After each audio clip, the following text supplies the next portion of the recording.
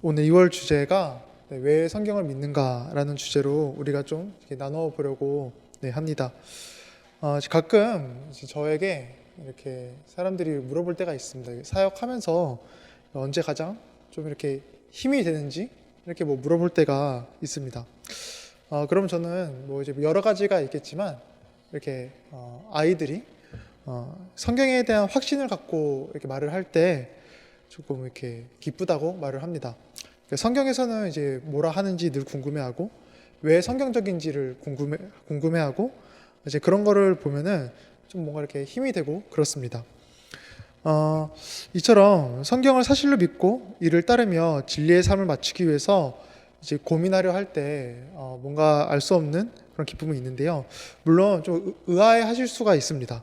사실 우리가 교회를 다닌다면은 어떤 성경적인 고민과 묵상은 이제 당연해 보이잖아요. 그런데 요즘에 세상은 사실 이제 그러지가 않습니다. 세상은 성경을 허구로 여기고 속상하게도 교회를 다니면서 신자라고 고백하는 사람들까지도 요즘에 성경을 허구라고 이렇게 말을 합니다. 예수님은 믿지만 성경은 믿지 않는다고 하는 것이죠. 흔히 이제 이런 분들을 자유주의라고 우리가 표현을 하는데요. 이제 그분들은 성경의 내용을 이렇게 신뢰하지가 않습니다. 예를 들어서 이제 그리스 로마 신화, 우리가 이거를 사실로 여기지 않죠. 이건 허구입니다. 또한 해리포터가 아무리 인기가 많고 유명해도 해리포터를 위해서 목숨을 거는 사람은 그렇게 왜 많이 없습니다. 허구의 인물이기에 그렇죠. 똑같이 세상과 몇몇 교회는 성경을 그런 허구의 이야기로 이제 여깁니다. 그래서 자유주의 교회는 예수님이 이제 물 위를 걸은 거는 사실 그게 아니다. 갈대밭을 걸은 거를 잘못 본 거다. 이렇게도 표현하기도 하는데요. 그러니 이제 이러한 시대 속에서 이제 성경을 사실로 여기면서 이렇게 따르는 걸 보면요, 이제 참 감사하고 기쁘고 그렇습니다. 우리 성도님들은 성경을 진리로 여기고 계시죠. 그렇다면은 이렇게 질문을 드려보겠습니다. 왜 성경을 믿으시나요? 조금 다르게 질문을 드려볼까요? 만약에 성경이 역사적인 사실이 아닌 허구여도 예수님을 믿으시겠나요? 이 질문을 드릴 때 우리는 아니요, 성경이 가짜라면 저는 예수님을 믿지 않겠습니다, 이렇게 말을 해야 됩니다. 사실 이 내용은 우리가 신앙생활을 하면서 한 번쯤은 조금 진지하게 생각해 봐야 할 내용이라 할 수 있습니다. 그래서 제가 대학원 다닐 때 교수님께서 한 번은 성경이 허구라면 기독교를 딱히 믿을 이유가 없다, 이렇게까지 말씀을 하셨거든요. 그러니까 성경에 대한 신뢰성은 우리가 그냥 지나칠 수 없는 상당히 중요한 주제라는 겁니다. 왜냐하면 기독교 신앙은 모두 성경에 근거하기에 그렇죠.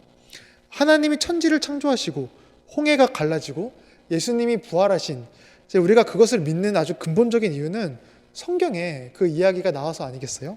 무엇보다 이제 우리의 믿음 또한 그렇습니다. 우리는 이제 잘 아시다시피 오직 믿음으로 구원을 받죠.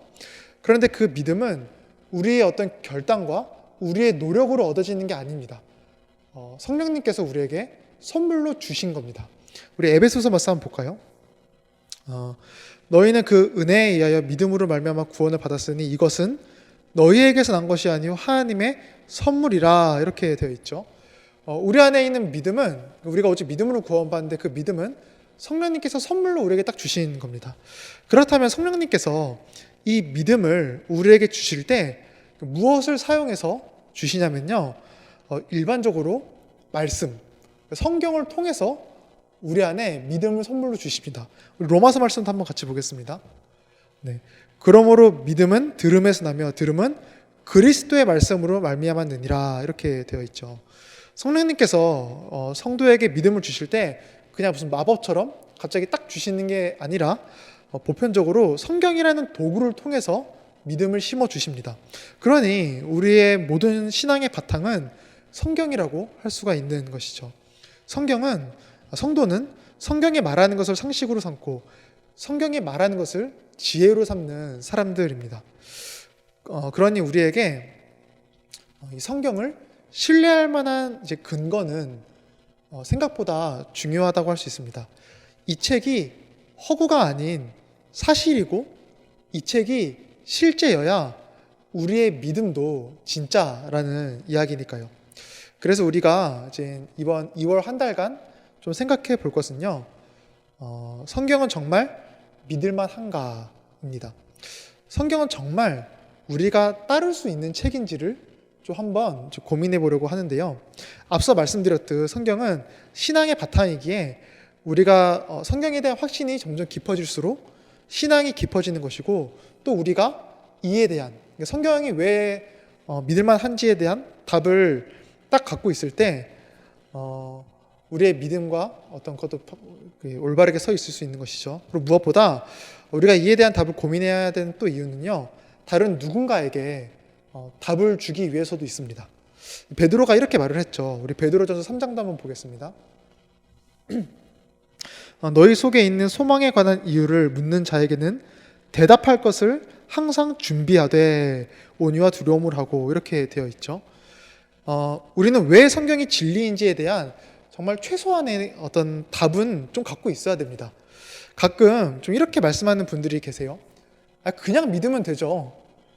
저는 믿음이 좋아서 다 믿어요. 굳이 그렇게 알 필요 없어요. 이렇게 말씀하시는 분들이 계신데 사실 그런 어떤 맹목적인 건요. 올바른 기독교가 아닙니다. 기독교는 이성과 상식을 굉장히 중요하게 여기는 종교입니다. 저는 그래서 가끔 좀 맹목적으로 말을 하고 행동하는 분들은 조금 이제 걱정이 됩니다. 그 맹목적인 행동이 세상이 기독교를 공격하는 잣대가 되거든요. 제가 어릴 때 친구가 저한테 한번 물어본 적이 있습니다. 너 왜 교회 다녀? 이렇게 물어봐서 엄마 가니까 가지 이렇게 말을 했더니 친구가 야 그럼 너 성경 안 믿겠네? 이렇게 물어보더라고요. 근데 그때는 나 성경 믿는다고 이렇게 대답을 했거든요. 친구가 그럼 왜 성경 믿어? 이렇게 물어보는데 사실 뭐 대답할 말이 딱히 생각이 안 나잖아요. 그래서 그냥 믿어. 그러니까 그런 게 어딨어. 뭐 믿는 이유가 있을 거 아니야. 그냥 믿는다니까. 이렇게 대답을 막 이렇게 우겼거든요. 사실 이제 그 당시에는 그렇게 우기고 나서 좀 뿌듯해했습니다. 난 믿음이 좋아. 친구가 뭐라 해도 나는 내 어떤 그걸 지켰어. 난 믿음이 좋아. 좀 이렇게 생각을 했는데 지금 와서 생각해 보니까 사실 그거는 그렇게 성숙한 뭐 가짜다 이렇게 말할 수는 없겠지만 성숙한 신앙은 이제 아니었던 것이죠. 그런데 요즘에 이런 좀 맹목적인 신앙을 건강한 믿음으로 착각하고 있지는 않는가 좀 걱정이 됩니다. 수많은 매체에서 기독교에 대해서 묘사를 할 때 이성적인 사람이 아니라 맹목적인 사람으로 묘사하잖아요. 그런데 이제 그런 모습을 보시면 어떠신가요? 그렇게 건강해 보이지가 않죠. 그런데 그게 지금 세상에서 우리 기독교에 대한 인식입니다. 그러니 우리는 세상이 성경을 믿는 근거를 딱 물어볼 때 그 답을 최소한 좀 이성적으로 조금 명쾌하게 말할 준비를 해놔야 합니다. 그게 성도된 우리의 책임이고요. 무엇보다 그게 충분히 가능한 이유는요. 이 성경이 진짜로 사실이기에 그렇습니다. 성경은 진짜이기에 우리는 충분히 그렇게 어렵지 않게 답을 할 수가 있습니다. 그래서 오늘 첫 번째로 우리가 나눠볼 주제는 성경은 역사적으로 이제 타당한가, 역사적인가, 요거를 우리가 오늘은 좀 첫 번째로 나눠보려고 합니다. 왜 성경의 이제 신뢰, 왜 성경이 믿을 만한 건지를 좀 나누는데 우선 역사를 처음에 나누냐면요. 이 역사적인 접근이 가장 좀 객관적이기에 그렇습니다. 세상 사람들에게 성경에 대해서 딱 이야기해 줄 때 우리 또한 성경에 대해서 좀 생각해 볼 때요. 역사적인 것만큼 객관적이고 명확한 게 없습니다. 그래서 아마 세상도 성경이 역사적인지 한번 보자 이렇게 물어보면요. 아마 세상 사람들도 그러한 접근을 좀 이해를 할 겁니다. 왜냐하면 역사는 객관적이고 사실이잖아요. 역사는 절대 허구가 될 수가 없습니다. 이 물리적인 시간 속에서 실존한 이야기가 역사이기에 세상도 이제 성경을 역사적으로 보자 이렇게 하면요. 반대할 이유가 딱히 없습니다. 충분히 그러자고 납득할 겁니다. 그리고 이제 성경 기자들도 우선 성경을 작성할 때요. 역사적인 사실을 1차적으로 전하는 게 이제 목적이 있었음을 우리가 좀 알 수 있습니다. 누가복음 1장 한번 봐볼까요? 그 모든 일을 근원부터 자세히 미루어 살핀 나도 데오빌로 각하에게 차례대로 써 보내는 것이 좋은 줄 알았노니 이는 각하가 알고 있는 바를 더 확실하게 하려 함이로라. 지금 이게 누가복음을 이제 기록한 이유를 처음에 적은 건데 데오빌로 각하에게 역사적인 사실을 있는 그대로 좀 전하려는 목적으로 처음에 기록했다고 하죠. 그리고 또 요한도 이렇게 말합니다. 요한복음 21장 보시면 예수께서 행하신 일이 이 외에도 많으니 만일 낱낱이 기록된다면 이 세상이라도 이 기록된 책을 두기에 부족할 줄 아노라 이렇게 말을 하죠. 요한도 예수님의 그 사역 중에서 핵심만 일단은 기록하려고 지금 애쓴 겁니다. 이처럼 우선 성경 기자들도 성경을 처음에 기록할 때 역사적인 사실을 서술하는 데 목적이 있었습니다. 그래서 기독교는요, 다른 종교랑 다른 점이 굉장히 많은데 그 중에서 하나가 뭐냐면 역사성입니다. 역사성. 다른 종교는 일반적으로 역사성을 그렇게 중요하게 여기지 않고 별로 드러내고 싶어 하지 않습니다. 좀 모호하죠. 그러나 기독교는 이 내용이 역사적인 일이었음을 아주 구체적이고 아주 사실적으로 성경에 기록되어 있고요. 우리가 그걸 또 알 수 있습니다. 자, 그렇다면 우리가 오늘 성경의 역사성을 드러내기 위해서 무엇을 봐야 하냐면요. 사본을 좀 살펴봐야 합니다. 사본. 사본이라는 건요. 어떤 내용을 여러 소재의 손으로 필사한 서적이라고 이렇게 되어 있는데, 그러니까 이제 어떤 기록물을 제가 이제 여러 가지 소재, 뭐 이따 나눠볼 거지만 뭐 여러 가지 종이들로 종이에 이제 받아 쓴 거죠. 필사한 거를 이제 사본이라고 합니다. 그래서 사본의 이제 그 고대성, 사본의 역사가 깊을수록 그 책의 역사가 이제 깊다라는 의미가 되고요.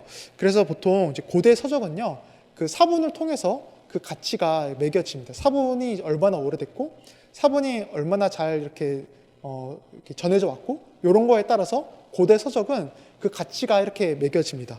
그런데 성경도 사람이 이제 문서로 기록한 역사잖아요. 그래서 그 성경의 기록의 그 문서는 여러 사람들의 어떤 그 필사를 통해 이어져 왔는데요. 그래서 자연스럽게 성경도 사본이 이렇게 존재합니다. 그런데 조금 이상하지 않나요? 제 말이 조금 의아하지 않으신가요? 보통은 사본을 보자 이렇게 말하는 게 아니라 원본을 보자 이렇게 말을 해야 하는데 원본이 아닌 사본을 보자 제가 지금 이렇게 얘기했죠. 그래서 아마 조금 예리하신 분들은 의아해할 수가 있습니다. 그런데 제가 왜 이렇게 얘기했냐면요, 성경의 원본, 성경이 처음 기록된 그 원본은 지금 존재하지 않기에 그렇습니다. 그래서 이 성경의 역사성을 이렇게 토론하고 나눌 때 이제 성경을 허구라고 말하는 사람들이 가장 많이 공격하는 부분이 이 부분입니다. 야, 너희 원본 없잖아. 야, 너희 원본 없는데 지금 너가 읽고 있는 그 책이 진짜인지 가짜인지 네가 어떻게 알아? 이렇게 말을 합니다. 요즘에 이제 우리 중고등부 애들이랑 좀 얘기를 해보면요, 요즘 좀 유행인지 모르겠는데 일기 쓰는 애들이 좀 많더라고요. 일기를 좀 요즘 애들이 썼는데, 저도 근데 중고등학교 때 일기를 한 3년 정도인가 4년 정도까지 썼었거든요. 그래서 이제 그 애들 얘기 좀 듣다가 저도 좀 궁금해져서 얼마 전에 집에 가서 좀 뒤져봤거든요. 옛날 일기 좀 보려고. 근데 어디 가는지 안 보이더라고요. 이게 이사하면서 버렸나 어쨌나 이렇게 안 보이더라고요. 근데 만약에 제 동생이 형 그 일기 옛날에 내가 베껴 쓴 거 있어 하고 예를 들어서 딱 갖고 왔다고 해봐요. 근데 동생이 그 베껴 쓰는 게 어떻게 보면 사본인 거죠, 사본. 근데 그 내용이 진짜인지 가짜인지 알 길이 없잖아요. 제 이제 원본, 그 원 일기가 사라졌으니까. 그죠? 이와 비슷한 거죠. 신빙성이 없는 겁니다. 성경도 원본이 지금 존재하지 않으니까 지금 너희가 읽는 그 책이 오류가 있을 수 있고 틀릴 수가 있다. 많이 변형될 수가 있다. 이렇게 이제 말을 하고요. 그 얘기를 들으면 상당히 좀 그럴듯해 보이죠. 그래서 아까 말한 그 자유주의, 그 교회를 다니면서 믿지 않는 그 자유주의 분들도 보통 요걸 말을 합니다. 우리는 원본이 없으니 성경을 있는 그대로 믿어서는 안 된다. 좀 걸러서 들어야 된다. 좀 이렇게 얘기를 합니다. 마음대로 이제 왜곡시키는 것이죠.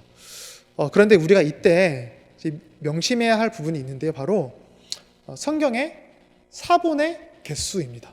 사본의 수. 우리가 요걸 좀 봐야 됩니다. 성경의 사본은요, 그 어떤 고대 문서의 사본 수와는 비교 자체가 안 됩니다. 고대 철학자인 플라톤의 그 사부국 사본, 플라톤의 사부국 사본이 이제 7개 정도라고 하고요. 그리고 이제 아리스토텔레스 유명하죠. 이 아리스토텔레스가 쓴 그 기록물의 사본은요 한 5개 정도 지금까지 쭉 이렇게 전해져 왔다고 합니다. 그런데 성경은 이제 헬라어로만 쓴, 이제 성경도 여러 가지 언어가 있잖아요. 근데 헬라어로만 쓴 성경의 사본이 이제 5,400개가 넘는다고 합니다. 헬라어로만 쓴. 그리고 라틴어로 쓴 성경의 사본은 10,000개가 넘는다고 합니다. 그러니까 사실 그 어떤 사본의 개수와는 이게 비교가 안 되는 겁니다. 그리고 더 중요한 게 뭐냐면요, 이 사본의 양이 있잖아요. 5,400개, 10,000개가 넘는 이 사본의 양은요, 인쇄기로 찍어낸 숫자가 지금 아닌 겁니다. 요즘에 책들을 다 인쇄기로 퉁퉁퉁 찍어내죠. 그러니까 뭐 이렇게 쉽게 찍어냈는데, 지금 이 5,400개, 10,000개는 그렇게 무슨 어떤 기계로 찍어낸 숫자가 아니라 사람이 직접 필사한 개수입니다. 헬라어로 필사하고 라틴어로 필사한 개수가 이제 5,400개, 10,000개가 지금 되는 겁니다. 그래서 정말 오래된 사본은 1세기, 이게 1세기에 기록된 그 사본부터 뭐 쭉 전해져 왔습니다. 1900년이 넘는 거죠. 그러면 이제 어떻게 사본이 좀 기록되었는지를 뭐 짧게 조금 간단하게 좀 나눠보면요. 고대에는 뭐 지금 뭐 이런 고급 종이가 없지 않겠어요? 고대에는 이제 어떻게 성경을 이제 필사했냐면, 이게 이제 무슨 나무냐면 파피루스라는 나무인데요. 요 파피루스를 잘게 이렇게 찢습니다. 잘게 찢어가지고 가로 세로로 이렇게 엮으면요, 요런 모양이 되거든요. 요런 모양. 그래서 파피루스라는 나무를 칼게 이렇게 찢어서 가로 세로 쭉 엮어서 납작하게 눌러서 며칠을 냅두면 요런 모양의 종이가 됩니다. 그래서 여기다가 이제 성경을 필사하는 거죠. 그리고 한 요 정도 크기를 한 20개 정도로 쫙 이어가지고 이제 두루마리 형식으로 이제 보관했다고 하는데, 근데 좀 성경은 특이한 게요. 예전에는 보통 이제 문서를 보관할 때 두루마리 형식으로 보관했는데, 성경은 보통 이제 책 형식, 요런 이상하게 책 형식으로 보관했다고 합니다. 그러니까 물론 두루마리로 된 이제 사본도 있는데, 일반적으로 성경은 이런 코덱스라고 하는데 책 형식의 사본으로 이렇게 보관했다고 합니다. 그래서 학자들이 왜 성경은 유독 책 형식으로 보관했을까? 이게 좀 더 비싼데, 그래서 아마 추측하기로 예전에는 책이라는 게 그 두께가 크고 그리고 고가이고 무겁잖아요. 그러니까 아마 전쟁이나 뭐 침략이나 이런 게 갑자기 닥쳤을 때 빨리 들고 도망가야 되는데, 성경과 다른 어떤 문서들을 좀 구분하기 위해서 그래서 아마 책 형식으로 보관했을 거다. 요런 이제 추측이 이제 가장 좀 신뢰성이 있습니다. 그리고 이제 파피루스로 된 이제 사본을 몇 개만 보여드리면, 요게 체스터 비티 시작 사본인데요. 요한계시록 13장의 일부이고, 이제 보드마 파피루스 요한복음 6장의 일부인데요. 근데 요게 이제 아까 그 파피루스 고개에 쓴 건데, 요건 지금 다 그 인터넷 보시면 그 이렇게 스캔했다고 하죠. 해가지고 다 이렇게 홈페이지에 올라와 있더라고요. 네. 그런데 요게 이제 파피루스 나무로 이제 만든 재질이다 보니까 보관하기도 좀 힘들고, 이게 조금 보시다시피 조금 훼손도 쉽게 되거든요. 그래서 이제 후에는 어떻게 했냐면 양피지 성경, 이제 페르가멘트라고 하는데 전문 용어로 이제 어떤 양, 염소, 나귀 이런 동물들의 가죽을요 얇게 쫙 펴가지고 이제 그 위에다가 이제 성경을 필사한 거죠. 이제 요걸 페르가멘트라고 하는데, 요 뭐 단어는 이제 페르가몬이라고 하는 이제 왕국이 있었는데, 이 페르가몬의 왕국의 왕이 자신만의 어떤 도서관을 갖고 싶었다고 하더라고요. 그래서 도서관을 짓고, 야, 나는 조금 남들과는 다른 좀 이렇게 종이에다가 책을 쓰겠다 해가지고 그때 개발된 게 요 양피지 재질. 그래서 이제 페르가몬 나라에서 이름을 따서 페르가멘트 이렇게 부른다고 하더라고요. 썰입니다. 왜 이렇게 이게 언제 만들어졌는지 그냥 하나의 유력한 설 중 하나인데, 이제 어쨌든 그래서 이 페르가멘트 양피지 성경, 네. 근데 요게 이제 가장 유명한 알렉산드리아 사본입니다. 이 알렉산드리아 사본이 가장 유명한 이유는 구약 성경과 신약 성경이 대부분 다 보존되어 있기에 그렇거든요. 근데 요게 뭐 그 신구약이 거의 다 보존되어 있으니까 뭐 필사된 지 얼마 안 된 것 같은데, 무려 지금부터 1500에서 1600년 전에 기록된 겁니다. 그러니까 5세기경이죠. 그러니까 굉장히 오래전에 필사된 그런 이제 사본입니다. 어쨌든 이러한 여러 가지 방법으로 이제 전해져 온 사본의 수가요. 이제 아까도 말씀드렸지만 헬라어로만 된 게 5,400개, 라틴어로만 된 거는 10,000개가 이제 넘습니다. 그러니 우리는 이 사본만으로 충분히 원어의 내용을 쉽게 이제 알 수가 있는 것이죠. 그래서 지금도 이제 많은 시작자들이 성경을 연구하고 그리고 또 성경의 어떤 역사 이런 거를 좀 이렇게 살필 때 지금도 사본을 연구합니다. 지금도. 이것도 딱 예를 하나만 들어볼까요? 어떻게 연구가 되는지. 성경은 이제 각 권의 저자가 있죠. 마태복음은 누가 기록했죠? 마태가 기록했죠. 요한서신은 누가 기록했죠? 요한이 했고, 야고보서는 야고보가 기록을 했죠. 그런데 그 성경의 각 권의 기록 저자 중에서 알 수 없는 책도 하나 몇 개 있습니다. 이게 저자가 누군지 알 수 없는 책이 몇 개가 있는데 그 중에 하나가 히브리서입니다. 히브리서는 따로 저자를 밝히지 않아서 이제 누가 기록했는지 알 수가 없는데요. 그런데 최근에 히브리서 저자가 바울일 것이다라고 이제 추측하는 학자들이 최근에 좀 있습니다. 왜 그러냐면요.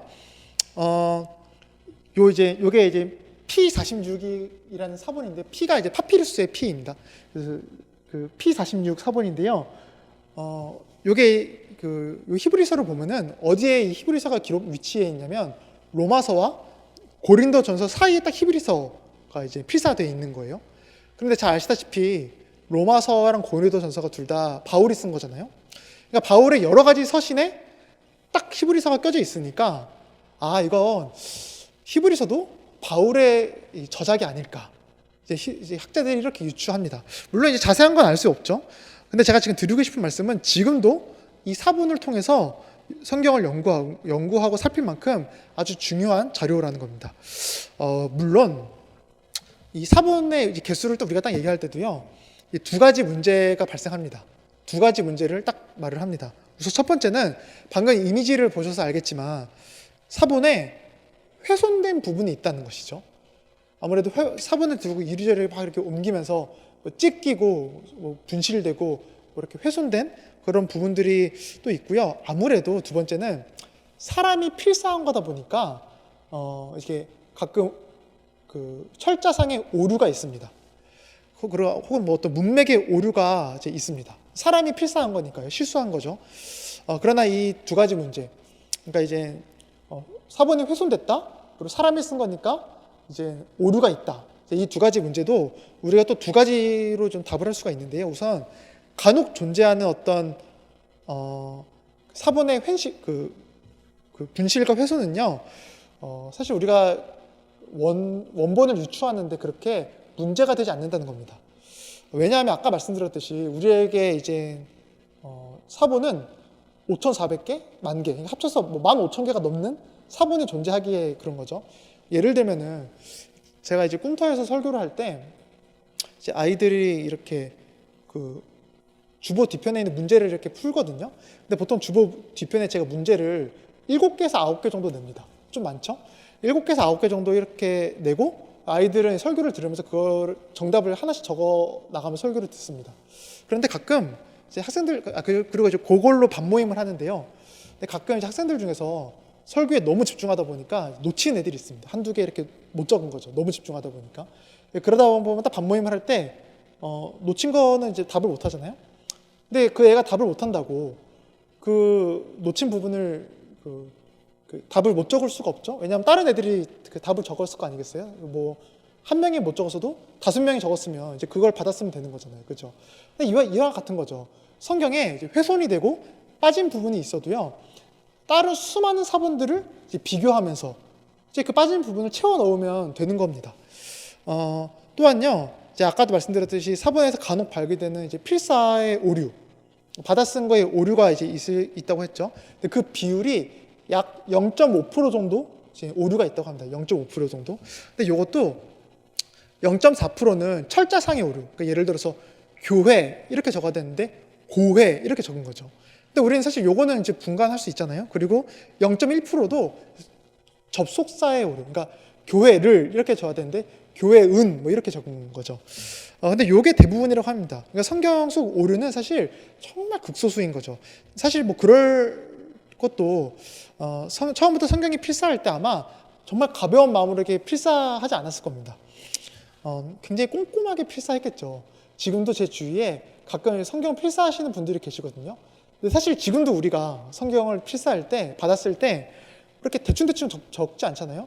최대한 꼼꼼히 적고 빼먹지 않게 적으려고 이렇게 노력하죠. 근데 그 당시에는 어떻겠어요? 고대에는. 그때는요, 책이라는 것 자체가 귀한 때입니다. 고가이고. 그죠? 그러니까 이제 더 꼼꼼하게 필사했을 거고, 그리고 또 두 번째로 성경을 필사할 때 아마 혼자 하지 않았을 거다. 이렇게 말을 합니다. 2명 혹은 3명이서 같이 필사했을 거로 봅니다. 그래서 한 명이 필사할 때 한두 명이 뒤에서 보는 거죠. 이상하게 적거나 틀리게 적지 않는지. 네. 그래서 아마 오류가 굉장히 이제 적은 걸로 봅니다. 물론 그럼에도 좀 안타깝지만 이따금 성경에 오류가 발견됩니다. 지금 우리가 갖고 있는 그 책에도요, 오류가 가끔 발견됩니다. 예를 하나만 들어볼까요? 사무엘한데요. 제가 한번 읽어보겠습니다. 그에게서 마병 1700명과 보병 2만 명을 사로잡고 병거 100대의 말만 남기고 다윗이 그 외의 병거의 말은 다 발에 힘줄을 끊었더니, 이게 무슨 장면이냐면 다윗이 소바의 군대를 딱 공격해가지고 지금 그 이긴 장면이거든요. 그런데 이 사무엘하에 나오죠. 근데 요게 똑같은 장면. 다윗이 소바의 나라를 공격해가지고 이긴 똑같은 장면이 이제 그 역대상에 나옵니다. 병거 10,000대와 기병 7,000명과 보병 2만 명을 빼앗고 다윗이 그 병거 100대의 말들만 남기고 그 외의 병거의 말은 다 발에 힘줄을 끊었더니, 똑같은 지금 장면이거든요. 그런데 지금 뒷부분에 보시면요, 보병 2만과 병거 100대는 똑같죠. 그런데 앞에 게 좀 다릅니다. 사무엘하는 마병 1700이라고 하는데 역대상은 병거 1000, 기병 7000이라고 합니다. 숫자상도 굉장히 좀 크고 다르죠. 그래서 이제 가끔 어떤 분들은 사무엘하는 그 전차의 개수고 역대상은 전차가 아니라 그 그냥 말을 탄 군사의 개수일 거다, 뭐 이렇게 말을 하는 분들도 계시고 뭐 하는데, 사실 조금 억지스럽죠, 그죠? 그래서 아마 대부분의 학자들은 이걸요, 그 필사의 오류로 봅니다.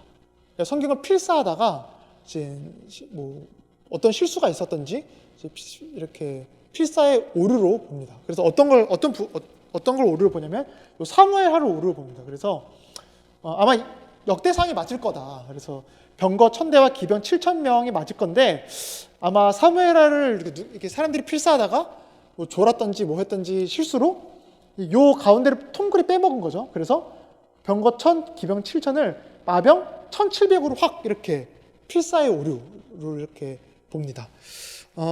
그래서 아마 역대상이 맞을 거로 학자들이 보니까 그 구약 성경을 헬라어로 번역한 70인역이라고 있거든요. 그 70인역 성경에는요, 사무엘하를 역대상이랑 똑같이 그냥 해놨습니다. 아무튼 이러한 필사의 오류가 있을 수가 있겠죠. 사람이 한 거다 보니까. 그러나 우리는 이 또한 사실 별로 그렇게 상관이 없다, 이렇게 얘기를 합니다. 왜냐하면 두 가지 이유인데요. 첫 번째는 철자의 오류가 역사의 오류는 아니기에 그렇습니다.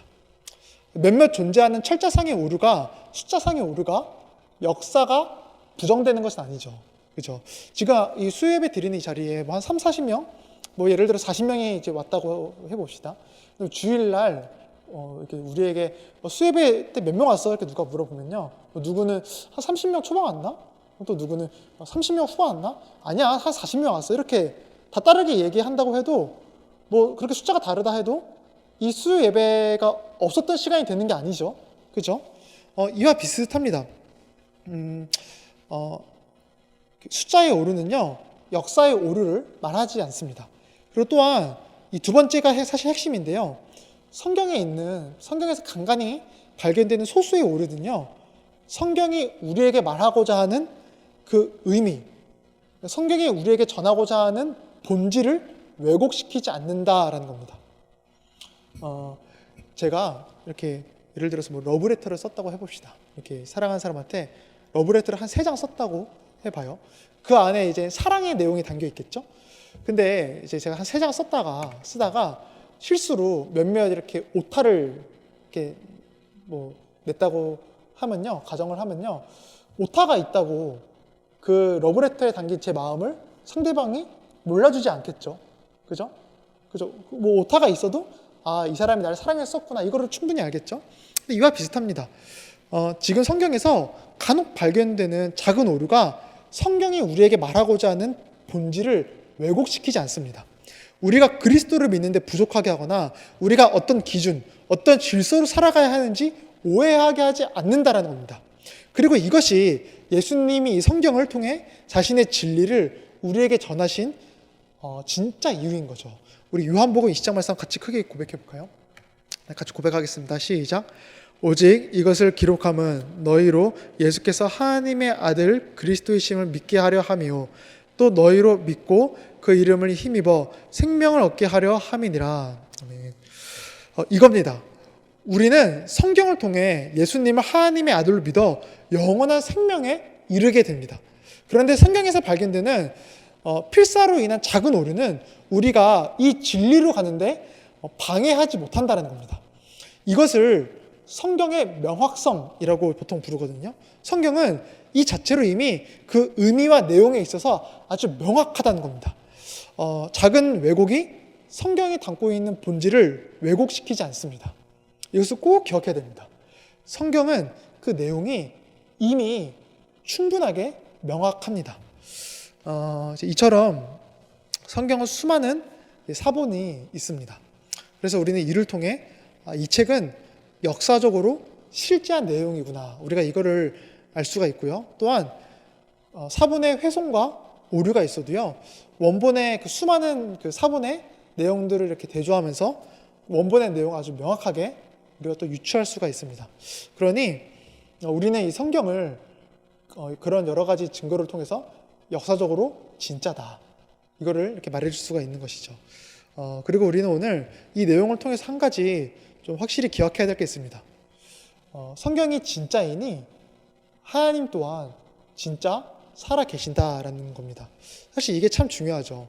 우리 하나님은요, 살아 계십니다.